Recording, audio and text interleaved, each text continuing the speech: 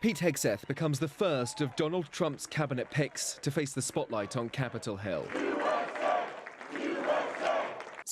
For hours, he was probed and at times praised by the Senate Armed Services Committee. If confirmed, the Army veteran and former TV news host would set priorities for one of the largest military forces in the world. But getting enough support from a divided Congress will be an uphill battle. I have many concerns about your record, and particularly your public statements, because they are so hurtful to the men and women who are currently serving in the U.S. military. Kirsten Gillibrand was among several senators highlighting Pete Hegseth's past comments on allowing women or openly gay people to serve in combat. You don't like women in combat? No. Why not? I love women service members who contribute amazingly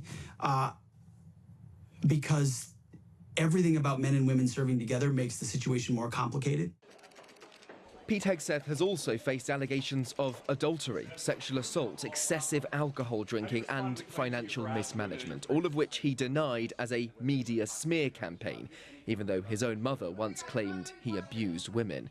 He's defended soldiers accused of committing war crimes and has no previous leadership or government experience. As Defense Secretary, he'd oversee Pentagon operations, millions of employees and a huge $850 billion budget. His critics see him as unprepared and unqualified for the job. Unfortunately, you lack the character and composure and competence to hold the position of Secretary of Defense. Thank you. Members of the security. The confirmation hearing was marred by early protests from inside the room, but Mr. Hegseth pitched himself as an outsider, an agent of change. I've sworn an oath to the Constitution before, and if confirmed, I will proudly do it again. This time, for the most important deployment of my life. We share the same goals: a ready, lethal military, the health and well-being of our troops, and a strong and secure America. Pete Hegseth will need the backing of practically every single Republican senator to be confirmed.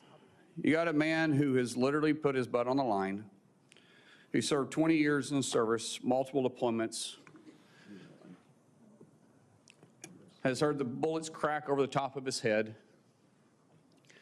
has been willing to go into combat, been willing to see friends die for this country, and he's willing to still put himself through this. Mr. Hegseth also still has the endorsement of Donald Trump, but this process will test the president-elect's sway over his party as some of his other cabinet selections prepare for their own confirmation hearings later this week. Benji Hyer, CGTN, Washington.